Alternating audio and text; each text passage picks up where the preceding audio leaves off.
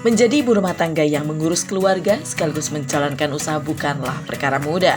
Hal itu diakui oleh artis Zaskia Adya-Meka yang mengaku sempat stres dan tak memiliki waktu untuk dirinya sendiri ketika kelelahan mengurus suaminya Hanung Bramantyo, keenam anaknya dan juga bisnis yang dimilikinya.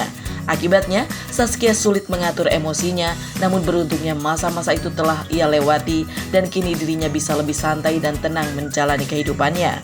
Zaskia mengungkapkan caranya agar tidak stres yaitu dengan sesekali meluangkan waktu untuk menyenangkan dirinya sendiri. Aku sempat di masa yang terlalu sibuk ngurusin anak sama usaha sampai aku lupa ngasih waktu buat diriku sendiri. Relax, tenang. Aku tuh orangnya gerabak-gerubuk banget. Karena aku ngerasa banyak banget yang harus gue lakuin. Aku harus ngurusin 6 anak, ngurusin suami, ngurusin bisnis aku ada 5 gitu kan.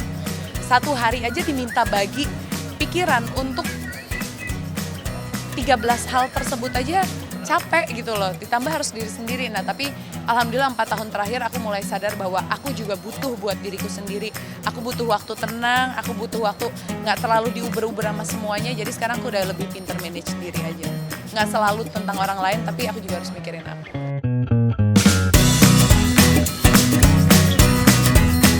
Sementara itu, dikaruniai banyak anak, Zaskia Adya-Meka mengaku bersyukur dan senang dengan kehadiran putra-putrinya itu.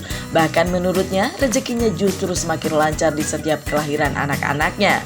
Meski tak mudah mengurus ke-6 anaknya, namun bagi Zaskia, justru sang anak adalah sumber kebahagiaannya. Yang penting dirinya bisa mengatur waktu dengan baik agar tidak stres. Rezeki, iya tiap nambah anak, pasti gak tahu kenapa aku ngerasa kayak, wow, nambah lagi gitu loh rezeki yang Allah titipin gitu. Emang selalu dibilang tiap anak ada rezekinya sendiri, aku ngerasain banget gitu. Jadi ya nggak pernah takut sama apa yang Allah udah janjiin, cuman ya PR-nya itu bagaimana memanage diri sendiri supaya tetap waras, supaya tetap baik-baik aja gini.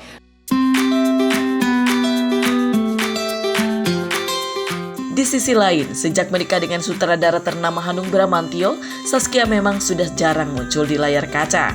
Bukan karena tak mau, rupanya Zaskia pernah sakit hati dengan suaminya karena sempat ditawarkan peran dalam sebuah film, namun ternyata malah seakan tak diizinkan.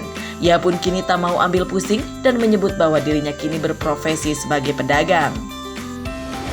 Iya, makanya sekarang kalau ditanya aku udah bukan artis, aku tuh sekarang pedagang gitu. Kalau ditanya mau nggak balik syuting?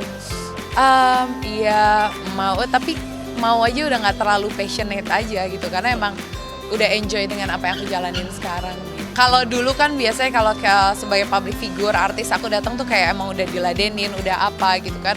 Tapi ketika jualan kita kan harus menawarkan ke orang, kita harus, biasanya aku yang di pleasure sama orang lain gitu.